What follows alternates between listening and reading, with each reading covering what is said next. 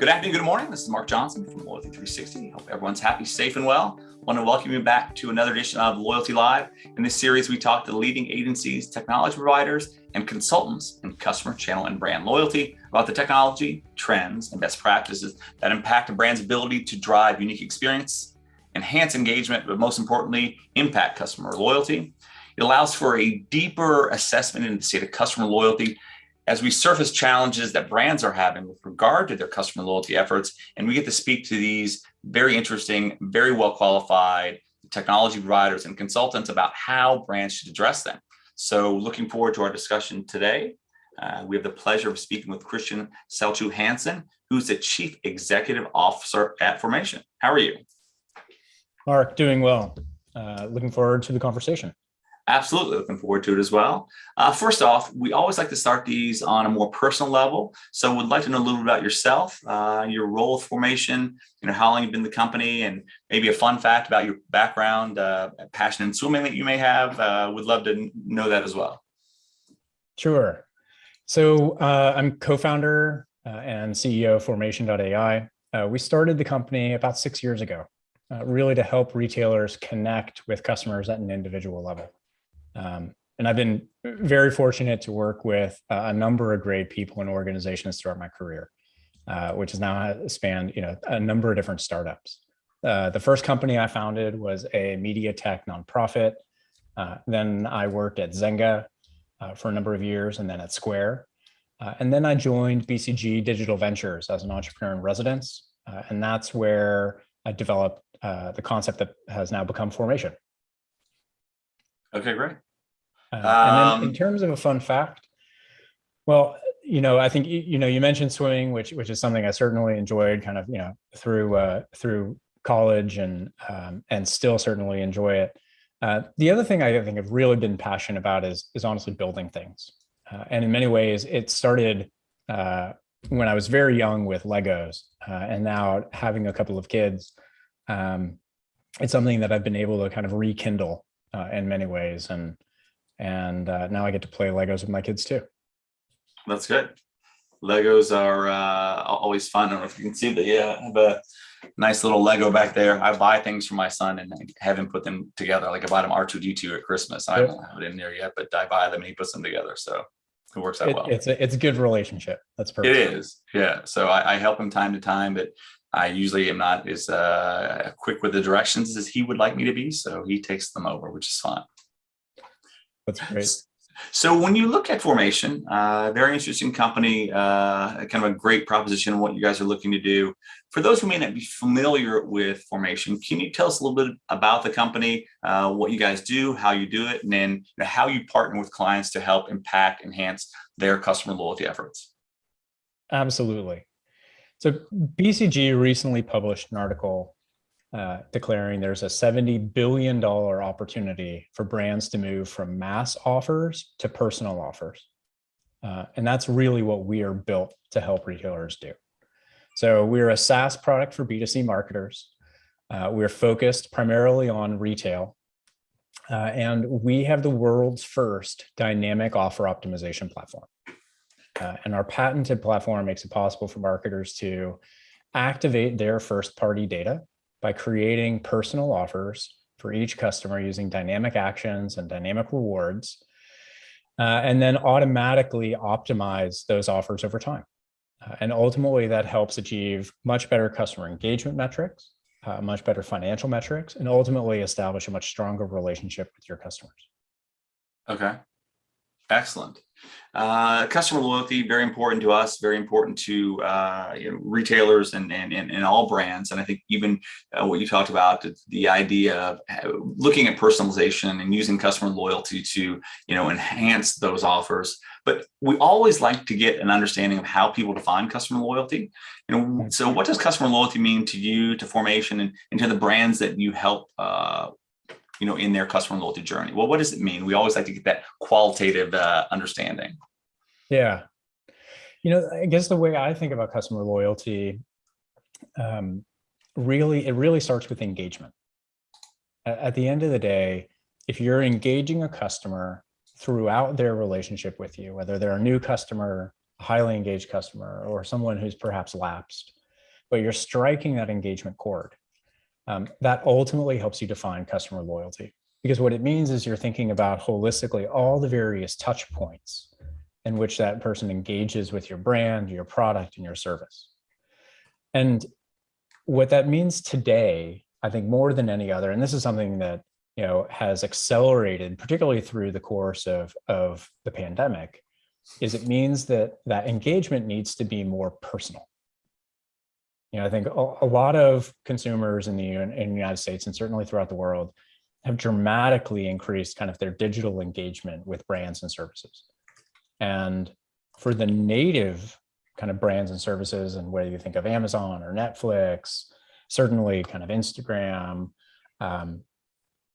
the way that you interact with them, if you think about your mobile app for Netflix looks completely different from mine. Your home screen is different. What you like is different, and it's made specifically for you. And what that means is it's relevant. And that relevance is what then drives engagement. And so in order to be highly engaging in today's world, with today's customer, with today's consumer, you need to really focus around relevance. And then that ultimately helps you deliver value. Okay. When you look at relevance, and we always like to know what people think are both the brands and the partners we speak with, and kind of the biggest challenge and opportunity you see in customer loyalty. And I would assume it's relevance. And I would probably agree with that, because getting to relevancy using zero-party data, first-party data, understanding technology to enable that is a big challenge for brands, right? Because they're focused on their day-to-day, they're especially going through COVID, getting BOPUS out, or updating the website to address kind of the temporal challenges. If you look at relevance as being the biggest challenge for opportunities in customer loyalty, why is that, and how are you looking to address that? Yeah, well, I think you said it. The effective use of first-party data. That is one of the single biggest challenges that I think brands face today. So, part of, I feel like the loyalty relationship at the end of the day is you have a customer who is putting their hand up and they're saying, I want to have a longer term relationship with your brand, your product, your service, because I like what you do. I connect with your brand. And what that means is they're willing to share information. And you mentioned zero-party data, which I think is really important. And that is also, I think, a term that it's relatively new and may not be well understood by some folks. It really is, it's first-party data, but specifically recognizing that customers today, in order to share that data, they want to see value directly from your brand. So it's the explicit relationship saying, I'm going to share this data, but for that data, which I know is valuable, I want something in return. And when I say effective use of data, it really is that exchange. And I think a lot of brands, they ask for, as part of certainly their loyalty program, to share more data, but then they don't really use it. They don't use it effectively. Of one of the stories I feel like is, to kind of echo this point. So there was, throughout the last number of years, I've traveled to Seattle quite often. We have a couple of customers there, and I would stay at the same hotel. And every week, and I went for a while, I was going weekly. I would check into the hotel and they would say, first mispronounce my last name, which happens pretty often. That's not too surprising. But then they'd say, have you stayed here before?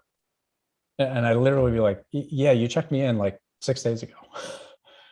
I was here last week, and I was here the week before that, and the week before that, and the week before that. And I'm part of this hotel's loyalty program. And the challenge of them connecting their system, which recognized that I was in the loyalty program, which, by the way, happened about 4 steps or 5 steps later in the check-in process, where they'd say, oh, and I see you're a member of the loyalty program. Thank you for your loyalty. I'm like, yeah, but you already kind of ruined it. You already made me feel like a stranger. And I'm expecting, when I'm sharing this data, that you're going to use it effectively, that you're going to use it to make my experience nicer, that you're going to use it to give me some value. And I think that is one of the single biggest challenges brands have today. They don't necessarily, they're not providing for, how do I show and demonstrate value to my customer perhaps show them progression as they engage more with my brand. They're going to see more value from that relationship. That's a challenge that I don't think many folks within the industry have quite nailed. There are examples of a few places, but I think it's a big opportunity. Absolutely. And the next question we like to ask is, is there a current trend or technology or idea that you believe is important for brands to focus on? And based on your previous response, I would assume it's getting to that value, being able to share that expression. But that's a big challenge for brands, to having the technology stacks that work together to get to personalization, get to one to few or one to one. It's very difficult because they don't have the ability to look at data. They don't ingest data. Do they need a CDP? Or do they need a customer loyalty program? Do they need a DAM for the digital assets? Getting that can be very, very difficult, especially with limited resources in many organizations. So how, what is that idea you think is most important, and how do you get there? Yeah. It really, I think that the biggest trend is around zero-party data, and how do I, again, demonstrate value to my customer for receiving their data, for understanding more about them. And one of the things that I think is both a trend and really important for brands to consider is how am I demonstrating that value to my customer and showing progression? And it's one of the areas where we have always focused with the brands that we work on. And one of the elements of it is really around applying some of the kind of technology around gamification in order to help do that. Having spent a number of years in gaming, I think gamification has, in many ways, a bit of a misunderstood application within the industry.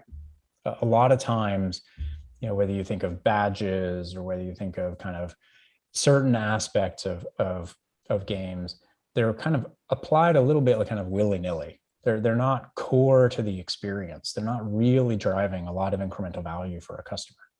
But when it's applied well, it makes a substantial difference. At the end of the day, we all participate, in games throughout our life because we see progression.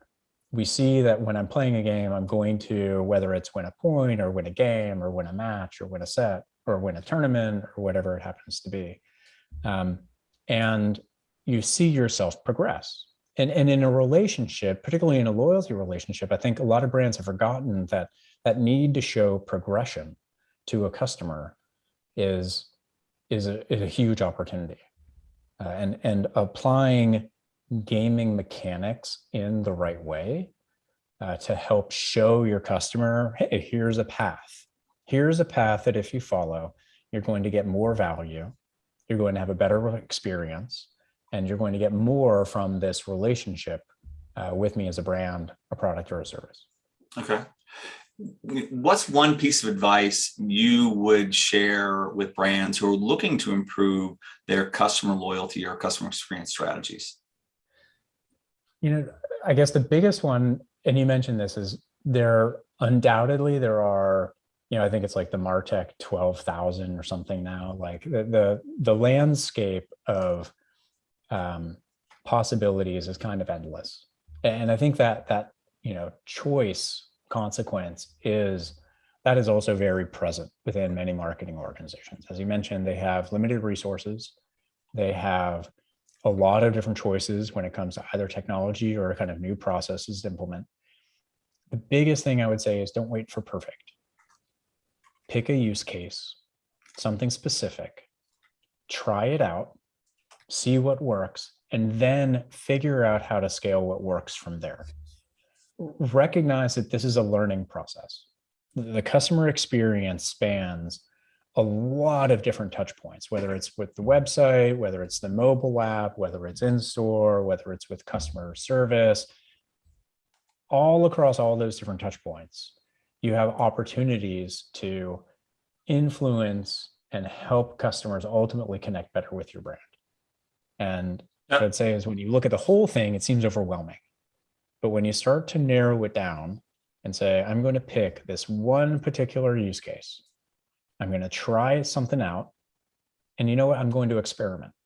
I'm going to be okay with failing, because what it means is you're trying some new things. And I think that willingness to fail is something that the industry and many marketing organizations, they have difficulty with.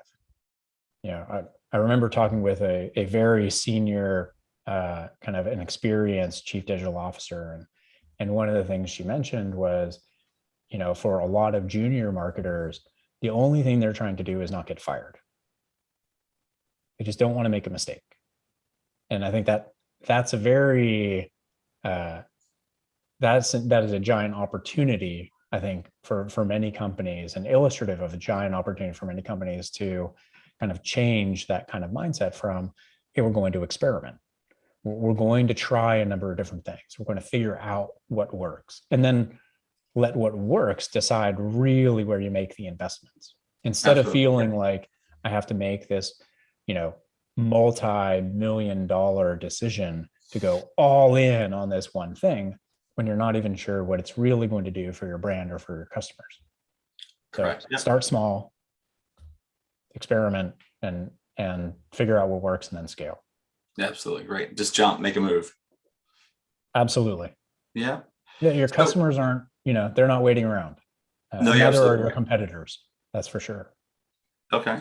And when you look at kind of the Martech 12,000, I actually haven't looked at the new list this year, but that creates a lot of consternation, right? Creates a lot of cortisol with the marketers, a lot of challenges there, getting them to integrate, understanding what they do. Because a lot of times, we help brands through our analyst process, assess platforms, assess technologies. We have 120 brands and growing, and we talk to them on a daily basis, right? And they want to use a technology that can help them ameliorate their kind of challenges they have. But the challenge is, does the technology do what it says it's going to do? Does it integrate? Does it have REST APIs? Do they have the integration with Aloha or NCR or PosiTouch? Oh yeah, they do. Well, they don't, right? So there's a lot of challenges in that regard. So, what recommendations do you have or advice when you look at brands who are looking for new technology or partners to help them? Because it can be a very daunting process, a daunting challenge for these marketers. Yeah. I think, you mentioned a few things. Like, one, certainly it helps to find experts, certainly people who know the industry, who can help specifically.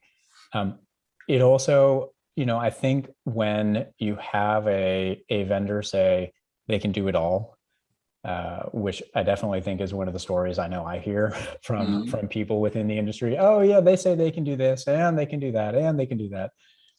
Like, the short answer there is not well. Maybe they can do it all, but it's not going to be a very good experience. It's probably not exactly how the software was built. And so what I would say there is, when you pick your use case, and this is, I would say, the most important thing, because I think where a lot of marketers can get turned around is they don't know exactly what they're aiming for. And without knowing what you're aiming for, it becomes very difficult to evaluate technology for what you need. So when you start with specifically like the use case, and you find a vendor who really knows what they're talking about and what they're doing with that use case, then you can start to be much more confident that not only is their software going to do what it is supposed to do, but it's also going to be much easier to get that done. And, for us, and, with Formation, our specific kind of value proposition and our focus is offers. Like, we focus on loyalty offers. Like, our platform has been used to send over 10 billion unique offers over time. We've done it with multiple industries, with multiple big brands. Like, that's what we know. But when someone says, oh, hey, can you, do more in terms of, like, let's say website personalization, or can you just do this recommendation engine? And the short answer is, like, for us is no, that's not what we do. That's not what we focus on. But I think within the industry, a lot of providers probably say, oh yeah, sure, we can do some of that. And that tends to be a big challenge. So again, like, I would say, focus on your use case, know what you're aiming for, and then evaluate some specific criteria against how do you make that real. And then again, and try it. If a vendor isn't willing to, come in and help you demonstrate, that their capabilities are there, then, that's a risk. Absolutely. And yeah, I think it's a great perspective for sure. Trying and being able to do a use case or drawing kind of a short test, I think is a great way to do it and evaluate it. But having kind of proven platforms like yourself that work with enterprise clients is obviously the way to go too. But making sure that they actually work with those enterprise clients can be a challenge. Yeah. So the last question I have, what can Loyalty360 do as an association for customer loyalty? Help others in their customer loyalty and customer experience journey. Mark, we've talked a few different times, and it's always been a pleasure. And one of the things I think you do, and this podcast is a great example, is continue to create forums for people in the industry to share their experiences and their knowledge. I think a lot of things within the industry, people keep pretty close. They don't share as much as I think it would be helpful for everyone to be able to move faster. And so I think, again, by virtue of whether it's this podcast, the articles, various forums that you all, offer, and certainly look forward to having events come back at some point here. Those are fantastic learning opportunities. And I think that's what the industry really needs, probably more than anything. There's an incredible amount of innovation that is happening. And being able to start showcasing more of what works and help people, connect and learn from others. I think that's a giant opportunity, and the industry sorely needs it. Absolutely. Yeah. I think you appreciate that. That's one of the things that we're trying to do, opening up a community, listening to the brands, listening to organizations like yourself, and kind of taking things full circle, understanding the challenges that brands have, taking back to providers like yourself, who we know at a pretty granular level, and then getting responses, right? But also taking some things you're doing from an enterprise perspective, how you're leveraging these disparate data points to create, gamified experiences that drive behavior. And other examples as well, and to create kind of a unique community that allows kind of an openness. And that's something we've seen over the last year, 2 years going through COVID. There is a greater openness. And I think people who are willing to share and truly listen to opportunities, I think those are the brands and the partners that are doing well. I completely agree. All right, great. Well, Christian, thank you very much for taking the time to talk to us today. It was great learning a little bit more about you, and also about some of the technologies and some of your insight in the industry. And I look forward to learning more from Formation throughout the year. Mark, likewise. Thank you for having me. Absolutely. It was a pleasure.